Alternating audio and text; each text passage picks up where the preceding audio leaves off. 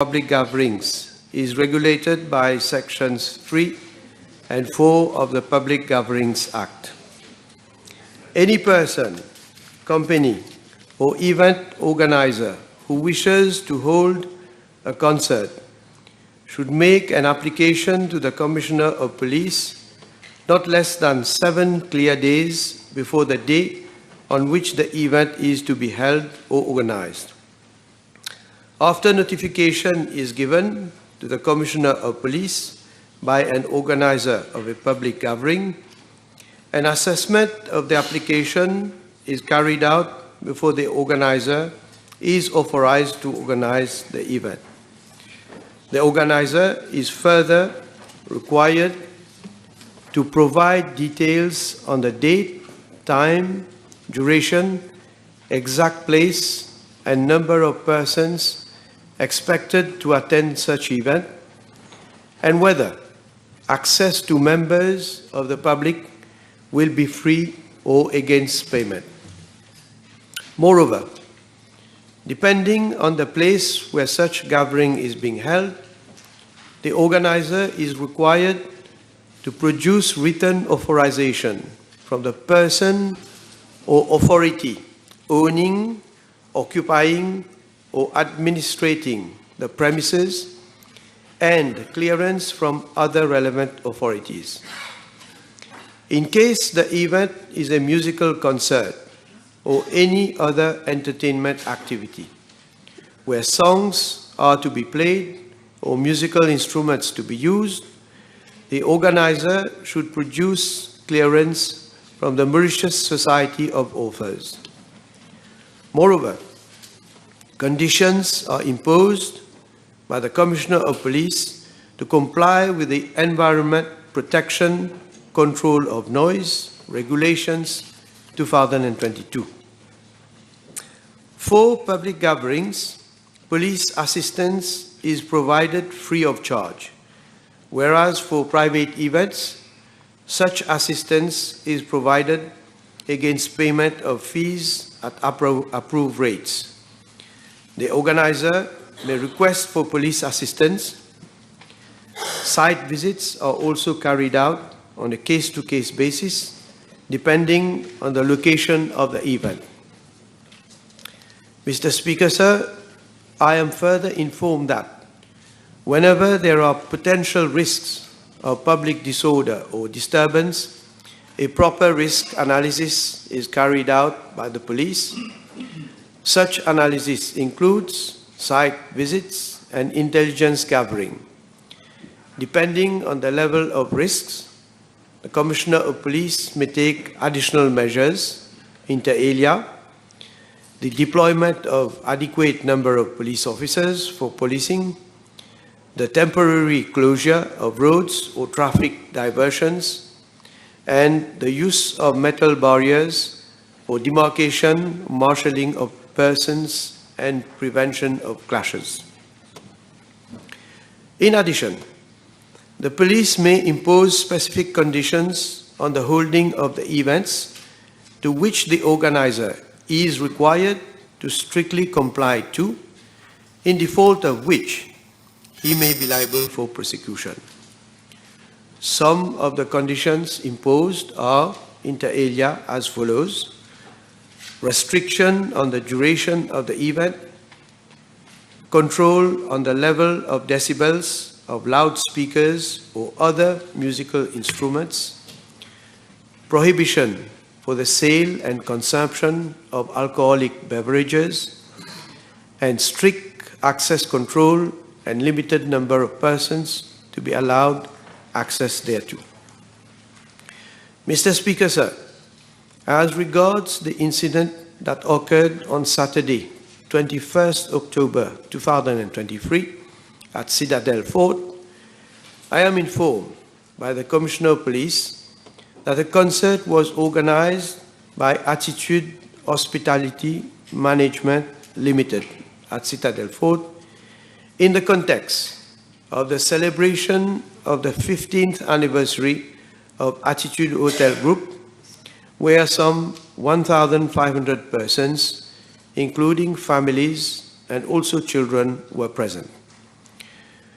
Prior to the holding of the event, I am further informed that the organizer had obtained the necessary clearances, which include, inter alia, from the Ministry of Health and Wellness, the Municipal Council of Portvis, the Fire and Rescue Services, and the Police Department. The police conveyed its clearance to the organizer subject to certain conditions as follows. 1. The event should be carried out within the time applied for, that is, from 1600 hours to 2100 hours. 2. The noise from the music should not constitute a nuisance to the residents residing in the vicinity of the venue, in line with the prevailing environment protection, the Environmental Standards for Noise Regulations 2022, which specifies the decibel to be 60 from 7 a.m. to 6 p.m. and 55 from 6 p.m. to 9 p.m. 3. The sale and consumption of alcoholic beverages should be strictly prohibited, in line with the public health prohibition on advertisement, sponsorship, and restriction on sale and consumption in public places of alcoholic drinks, Regulations 2008.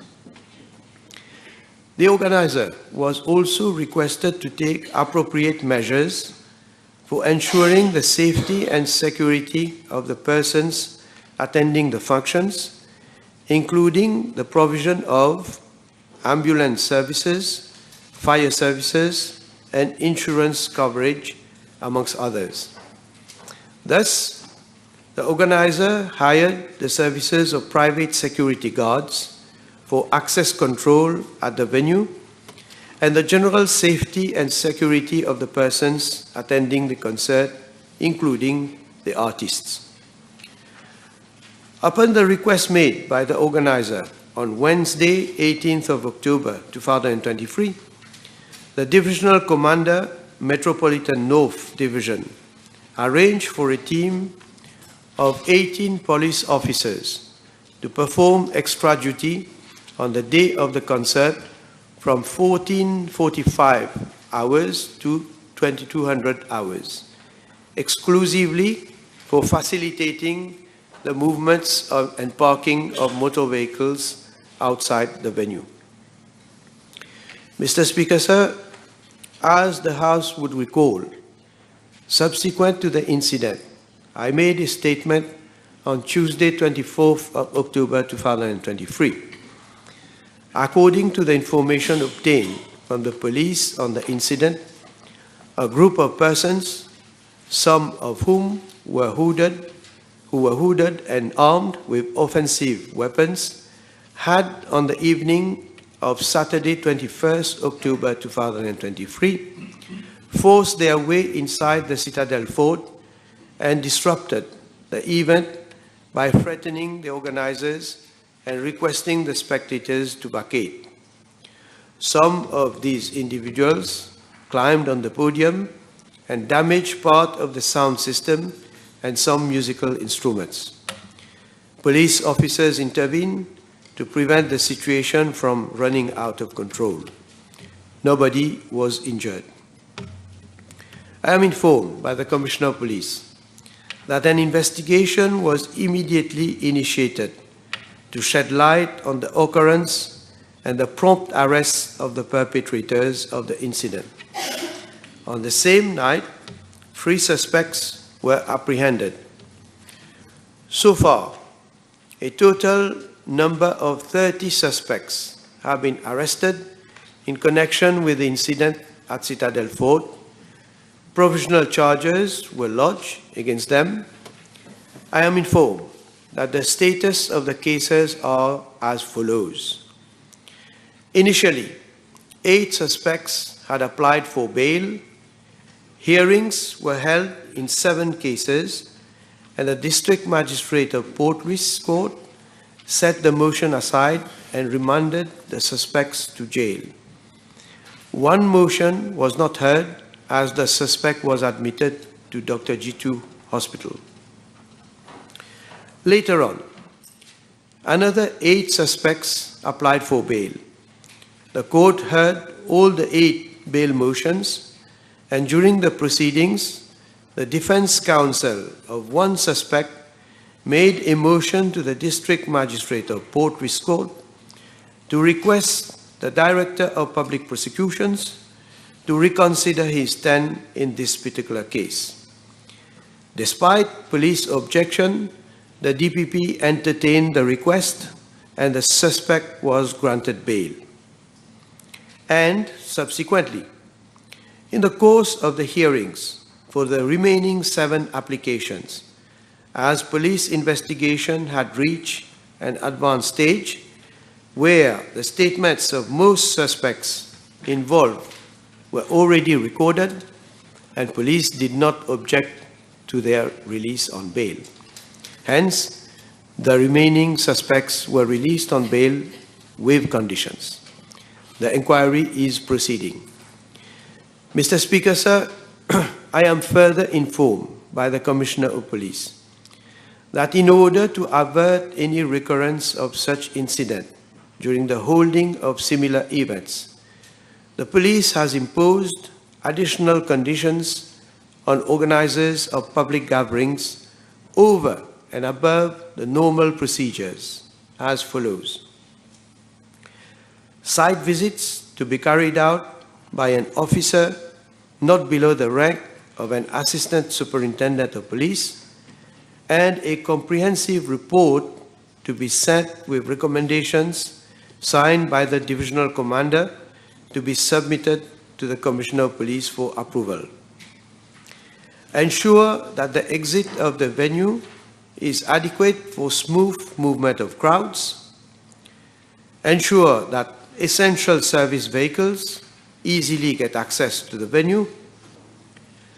All access to be controlled by security personnel in the presence of police officers. All suspicious persons are to be systematically searched.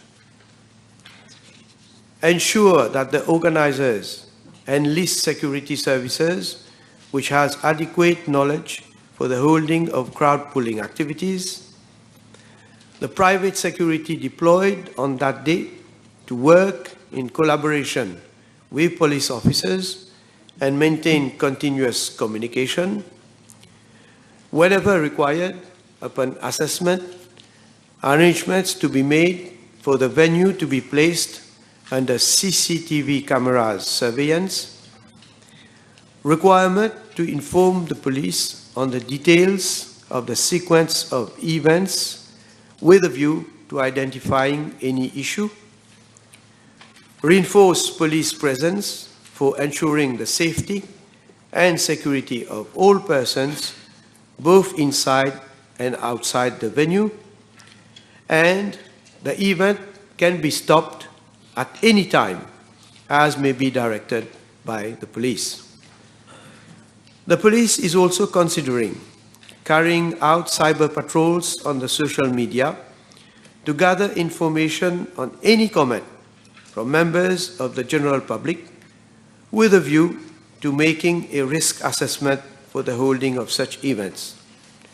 Furthermore, in accordance with the new procedures, prior to the holding of any event, organizers are henceforth being convened for a meeting at the police headquarters to discuss the organizational issues of the event and give an undertaking that they have to take necessary safety and security measures to prevent any untoward incident. They are also warned to ensure that all conditions imposed by police need to be adhered to. In the event the organizers intend to solicit the services of private security, a proper assessment will be made in respect of their security plan to enable the police to control the situation in case an incident occurs. Notwithstanding the enlistment of security services, the police may intervene at any point in time it deems necessary. Mr. Speaker, sir, I would like once again to strongly condemn the outrageous and reprehensible acts at La Citadelle. Such acts have no place in a peaceful and harmonious society like ours.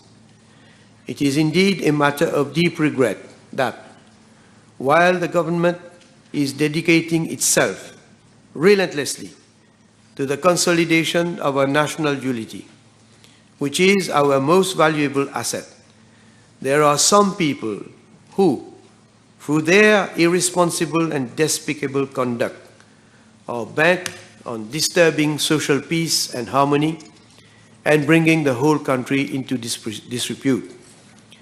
There can be no justification at all for such contemptible and violent demonstration of hatred.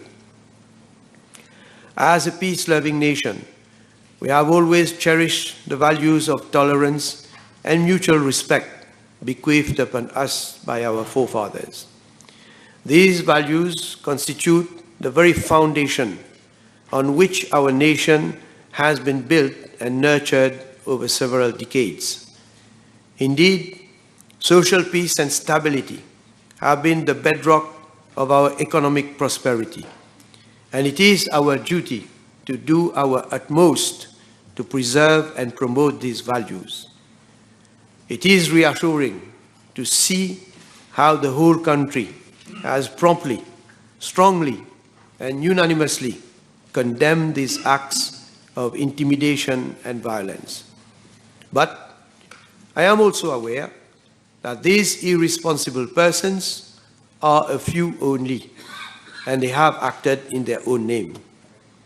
Mr. Speaker, sir, Mauritius being a democratic country where the rule of law prevails, nobody has the right to act against the law. As Prime Minister and Minister in charge of law and order, let me again reassure the House and the population that all necessary measures have been taken to ensure that law and order are maintained and the rule of law continues to prevail. Government will be uncompromising in dealing with all those who imperil public order and public safety, whoever they may be. Thank you. Thank you, Mr. Speaker. Can the Honourable Prime Minister inform the House whether an assessment of damages incurred by the organisers and the artists has been conducted and whether actions have been taken for the reimbursement of the equipment destroyed at La Citadelle? Mr. Speaker, sir, I am informed by the Ministry of Arts and Cultural Heritage that damages incurred by the organizer and the suppliers of the sound system are covered by insurance. These include free wireless microphones of Make Sure, free microphone stands, free stage monitors, and one keyboard stand. However, regarding the musical instruments belonging to the Prophecy Group, I am informed that the Honourable Minister of Arts and Cultural Heritage had chaired a meeting attended by Mr. Mervyn Cleary, the leader and singer of the Prophecy Group, and Mr. Ashley Fokpan, manager of the group, in presence of senior officers of the ministry. The Prophecy Group informed that some of their musical instruments were damaged following the incidents at La Citadelle, namely one Gibson guitar, Gibson/Les Paul Standard 1, one guitar effect Valton GP200, and one bass guitar C.M. Marcus Miller V8 5 string bass guitar. According to information gathered by the Ministry of Arts and Cultural Heritage, these instruments are not available on the local market and have to be purchased from abroad.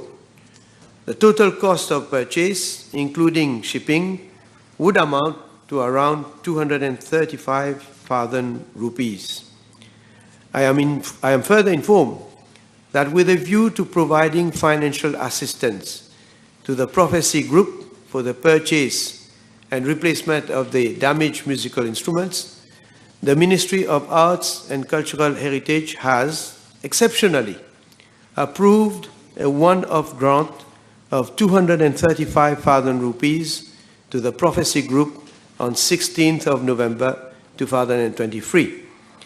The Prophecy Group has already been informed of the provision of this one-off grant for the replacement of the damaged equipment, and disbursement will be made by the Ministry upon submission of relevant claims by the group.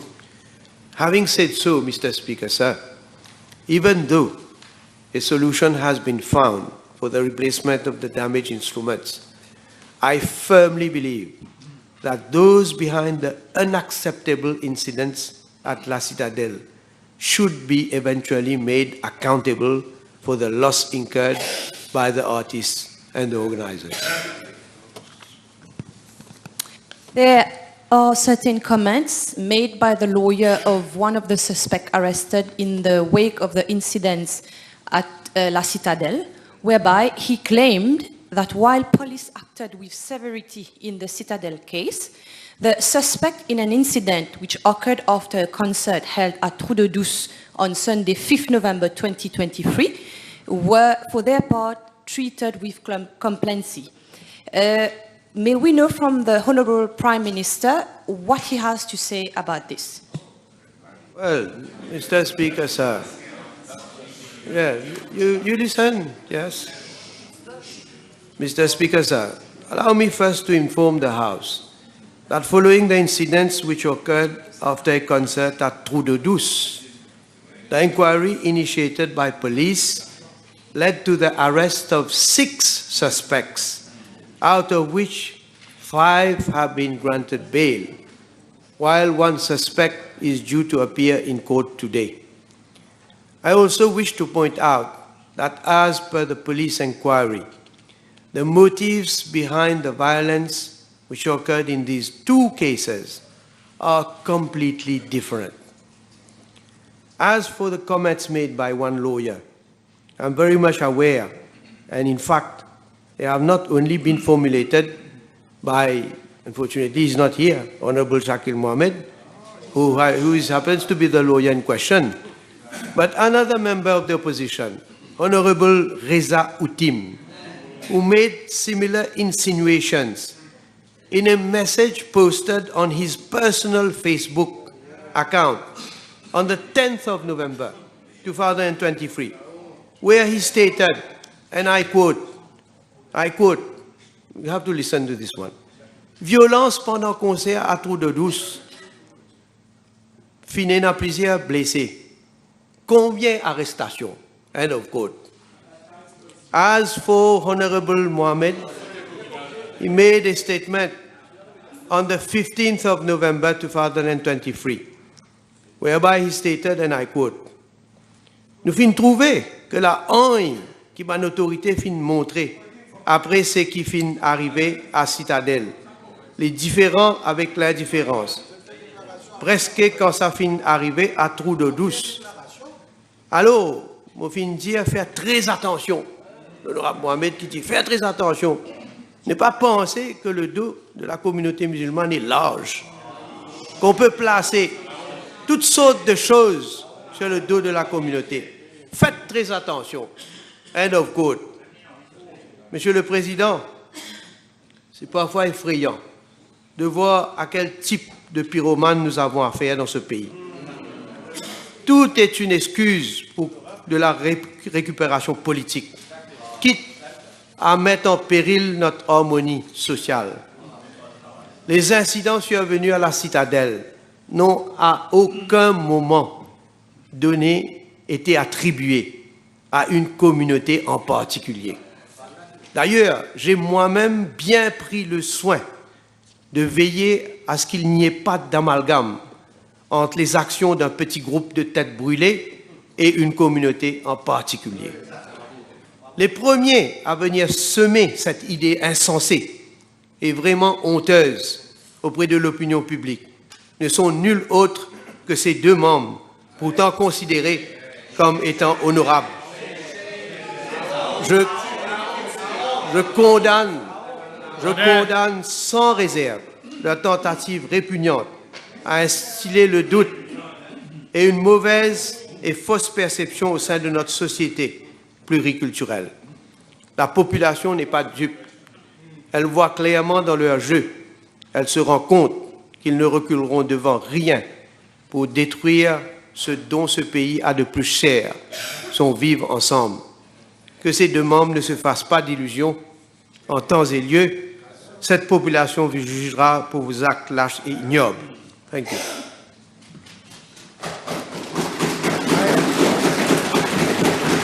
Speaker, I thank you profusely for allowing me a question. I'd like to ask the Prime Minister, there has been, I've read in the press, I must say, that the police and certain ministries were aware before the event, some hours before the event, that there would be issues there, and that the police called, the SSU was present, but present at the wrong place, not at the Citadel, but outside in some street. So I'd like to ask the Prime Minister whether this is true, that there was advance notice, and how the police responded to that. Could you be more precise when you say it was advance notice? May I know when the police was made aware? I'll ask the question differently. It will be easier for you. You put a question, put the specific question Yes, with precision. I'll ask the question differently. So that I can answer. So that it will be easy for you to answer. Yeah. Can you tell us whether any advance notice was received by the police, whether the SSU was or was not dispatched to the area, and if so, where, and also whether any ministry or minister or deputy prime minister or vice prime minister was made aware of the issue? This is a very specific question. Yeah, listen now. You put the question. Listen. Well, let me say, I want to be even more specific than the leader of the opposition. I have been informed of statements made by Mr. J.M.Y., employed as advisor on information matters at the Ministry of Local Government and Disaster Risk Management on local media. And this is, I believe, what the Honourable Leader of the Opposition is referring to. I have also been informed by the Commissioner of Police that on 24th of October 2023, Mr. J.M.Y. was conveyed to MCIT North in connection with the incident at Citadel, whereby he volunteered to be confronted by witnesses respecting identification procedures which revealed to be negative. On 30th of October... Wait. Leader of the opposition. You asked a question and you want to interrupt me? Leader of the opposition, please be patient. Don't disturb the House. Continue. Mr. Speaker, sir, the leader of the opposition has asked a question. I am replying. Well, it is not to your liking. That's your problem. That's your problem.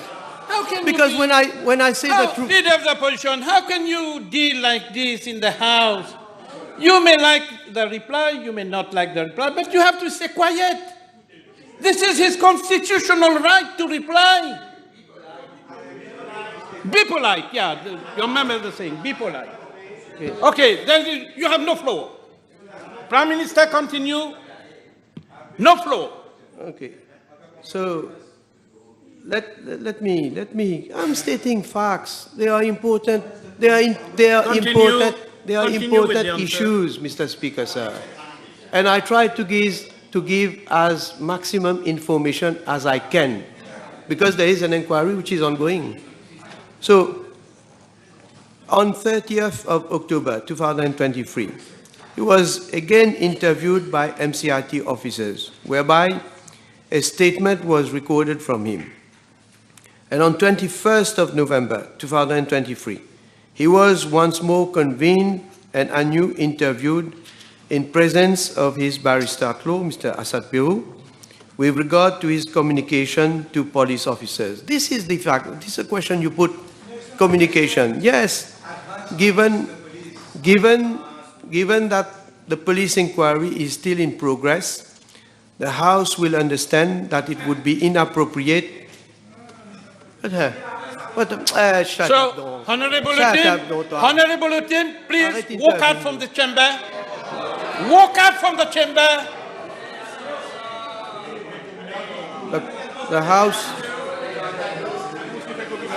Pas écouter.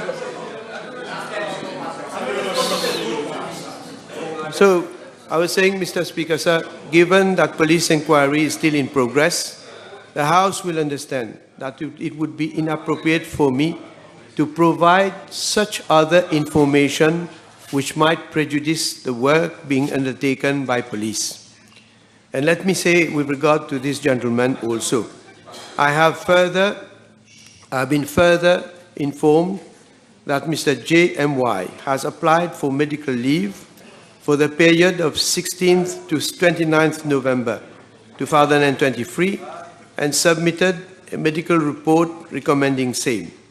His request for medical leave has been acceded to by the Ministry of Local Government and Disaster Risk Management. The House might also wish to note that on 27th of November 2023, pending the completion of the inquiry, Mr. JMY has submitted a letter to the Director, Information Services of the Government Information Service, whereby he has tendered his resignation as advisor on information matters at the Ministry of Local Government and Disaster Risk Management with effect from 27th of November 2023. You finish? Tes oreilles boussées. You finish? Time over. Time over. Honorable Boulel. Time over. Time over. What are you doing? You want to go? You want to go?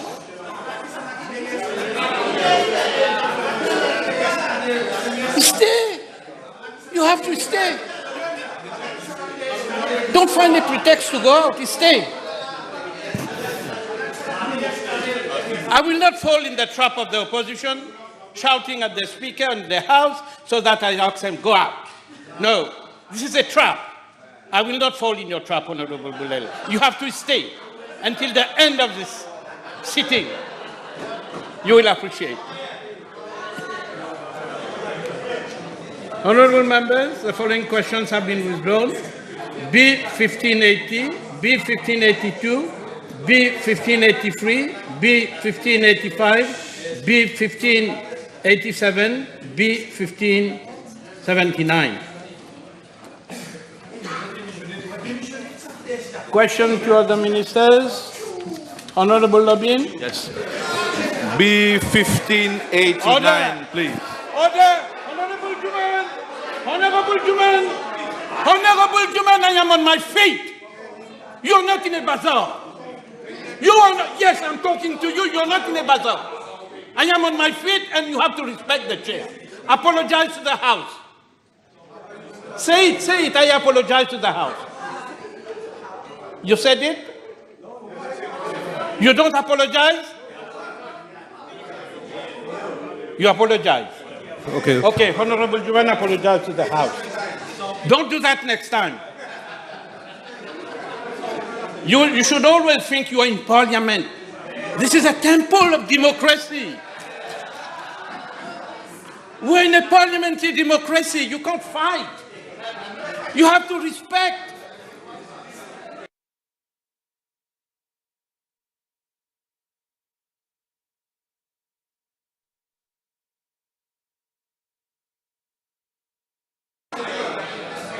Honorable Lobin. B 1589, please.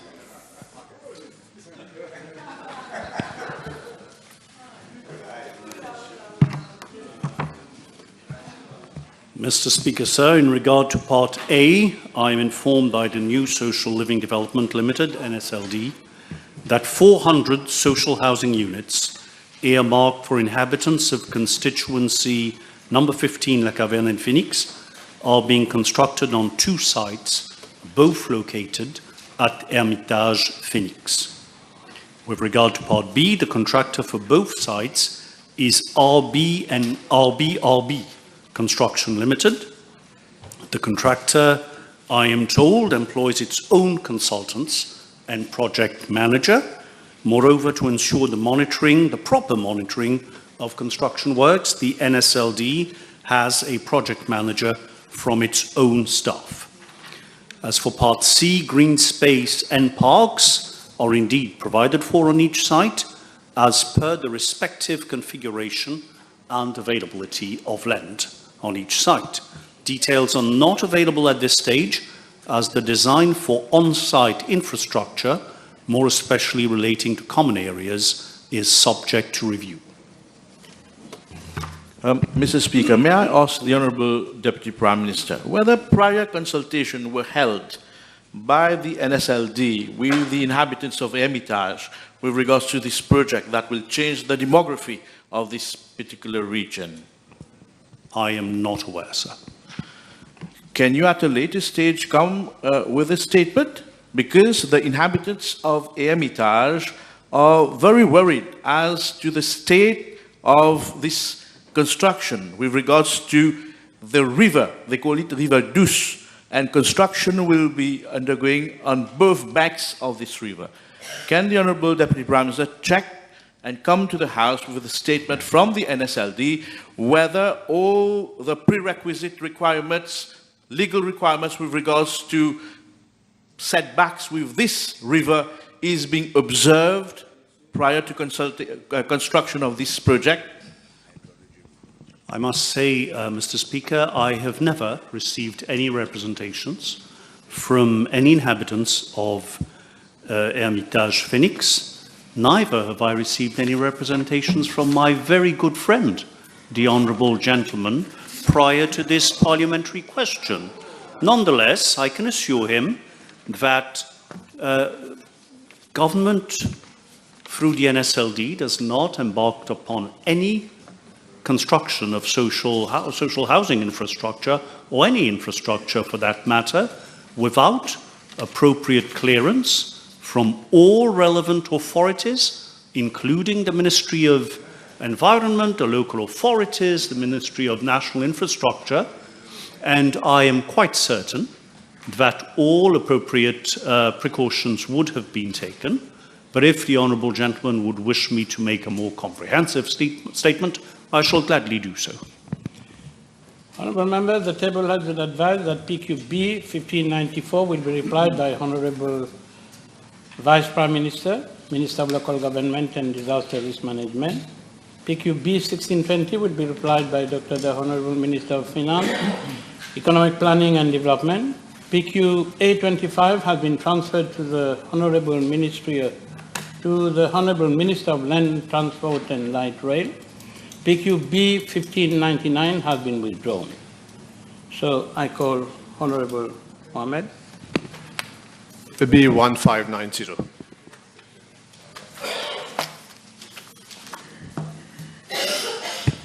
Mr. Speaker, as I indicated in answer to PQB/775 from the Honourable Gentleman on 10th November 2020, the National Development Strategy, NDS, is a national land use strategy which provides the basis for long-term land use planning.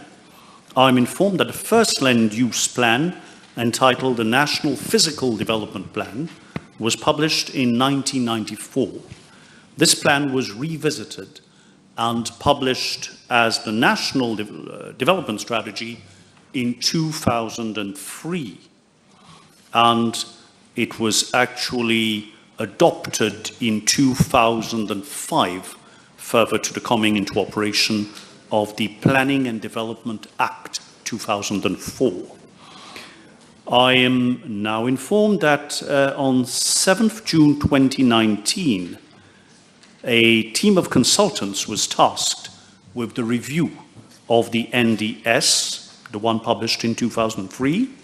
This review, I'm told, involved a number of key processes, namely mobilization and data collection, 1, 2, review of implementation of the 2003 NDS. 3, consultation with stakeholders and submission of sector analysis reports. 4, submission of key issues and options report. 5, holding of a first stakeholder workshop.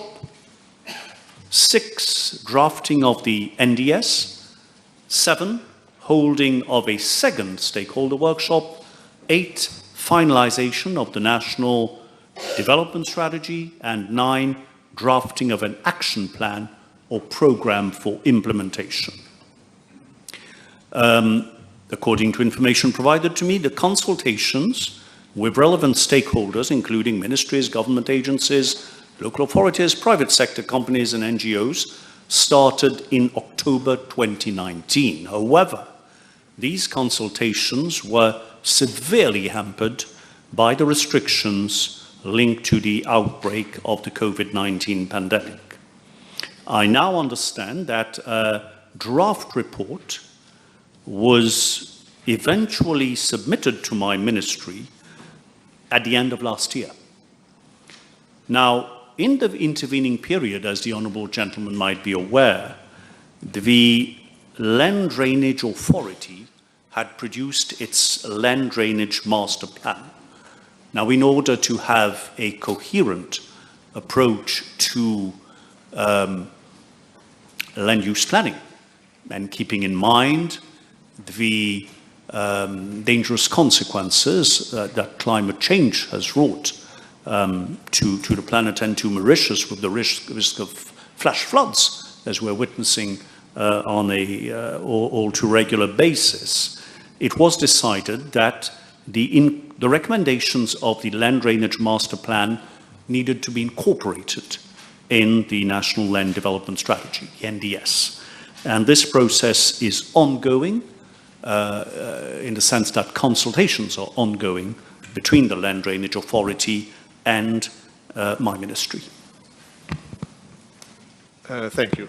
Can I ask the Honourable Deputy Prime Minister, what safeguards are there at the moment? Because the current NDS is 20 years old, right? To protect developments which are not covered by the then NDS 20 years ago, like the smart cities, Oshnoa being one case, and the master plans that are currently being implemented by government. Oslare is one of them, and Parlement is another one, 238 acres of land, which, by the way, is a subject of a parliamentary question of mine today. As the Honourable Gentleman is well aware, the master plans are the product of the expert work of dedicated staff within the planning unit of my ministry. And whatever proposals are formulated are subject to consultation with all relevant ministries and departments, and within the process leading to any land use permit, for instance, there are specific procedures that must be met by all developers, all investors and developers who come up. So the basis right now is the National Development Strategy of 2003. However, all the relevant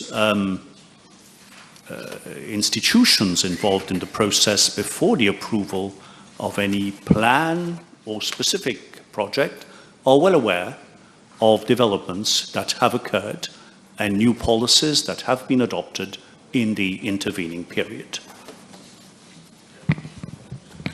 I noticed there was a cabinet decision on Friday to extend the current NDS. Now, can I ask the Honourable Minister, and it's been extended to December 2024. Now, can I ask the Honourable Minister, because of the complexities of the Land Drainage Master Plan, and will the ministry embark on stakeholder workshops and consultation like it did before the advent of the Land Drainage Master Plan? I'm sorry, I did not catch the question. Yes. because of the complexities associated with the land drainage master plan. We all know about it. It has changed all the consultations that took place in the the workshops that you mentioned in your original reply. Now, will there be further consultations because of the complexities associated with the land drainage master plan? Consultations as to the land drainage master plan, is that what is being asked? Or the national development strategy? Could the honourable gentleman please clarify? The Honourable Deputy Prime Minister mentioned just now that in the process leading to the draft document, there were 2 stakeholder workshops, right? You just mentioned about it. Now, after that came the land drainage master plan, which has a lot of complexities and will change everything, in fact. Now, will the draft document, which will be revised following the arrival of the land drainage master plan, be subject to a stakeholder workshop again? I am not aware that the National Development Strategy to be adopted eventually will change everything, as the honourable gentleman states. What I'd like to state is that, first of all, under the able guidance of my friend, the Honourable Minister of National Infrastructure, the Land Drainage Authority has done a remarkable job in coming up with a master plan that equips the country to face the dangers of flooding in the future. Now, those recommendations have to be incorporated in the National Development Strategy. After the National Development Strategy would have been finalised, if there is need for stakeholder consultation, certainly that will be resorted to. But let me again state my regret, my disappointment that when the opportunity did arise for a national forum to be launched by my ministry at my initiative, and in a spirit of multi-party democracy, we took the initiative of inviting all the members of Parliament in the opposition, as well as those on our side of the House, to attend and come up with their ideas and suggestions. The event was boycotted by each and every member of the opposition, of all the different parties here represented, and that is a matter of great regret, and I will continue stressing that whenever criticism is voiced at us. We move to the next question, Honourable Wuchit. B 1591. Thank you, Mr. Speaker. I assume the honourable third member for Pamplemousse and Triolet is referring to social housing units at Résidence Tulipe at Baie du Tombeau. Now, as the honourable gentleman is aware, further to cyclones Olanda in 1994 and then especially Diana in 2002, a number of families whose homes had been destroyed relocated to what came to be known as Longé-Atoll. And these families were residing for many, many years in structures made of corrugated iron sheets without proper infrastructure, basic amenities, decent housing, and recreational facilities. In fact, when there was a change of regime in 2014, the then government noticed that absolutely nothing had been done in the intervening period to address the plight, the hardships and suffering of our compatriots in Longé-Atoll. And in 2015, a new project was launched to construct 150 houses to provide these families with a decent home, with all basic utilities provided. Now, this is the project of Résidence Tulipe, to the tune of some 265.4 million rupees, which was implemented by the National Housing Development Company Limited on a plot of land of an extent of 3 arpents 47. The project was closely followed by members of Parliament of the constituency including Honourable Kalichern, Honourable Ramkon, and other members from this side of the House involved directly as local MPs. And when it was inaugurated by our Prime Minister, the NHDC complex provided for individual housing units of an approximate area of 50 square meters at the time on a ground plus one basis, comprising kitchen, dining room, living room, bathroom, toilet, and an internal staircase leading to the upper floor with bedrooms. The first floor of each housing unit comprises 2 bedrooms, an open terrace, and a balcony. And all the housing units at Résidence Tulipe are connected to water, electricity, and a sewerage network.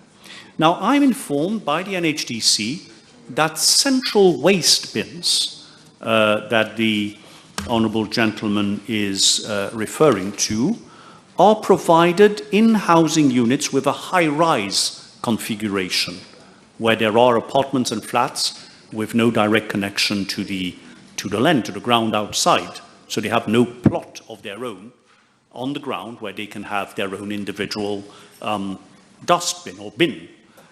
Insofar as the NHDC housing estates with ground plus one configuration is concerned, which is the case of Résidence Tulipe, I'm informed by the NHDC that for reasons of convenience, all housing units are provided with sufficient space outside to accommodate an individual plastic waste bin with cover. I'm further informed that the District Court Council of Pamplemousse provides on a regular basis waste bins to each household, including, of course, those of Résidence Tulipe, and ensures refuse collection every Friday of the week. Next question. You have one? No, you have to raise your hand. Yeah. You know? Yeah. Supplementary question is not a right. Yeah. If the speaker allows you. So you have to raise your hand, show the interest. No, you can't have two. You can't decide in my place. One. I allow you one. Only one.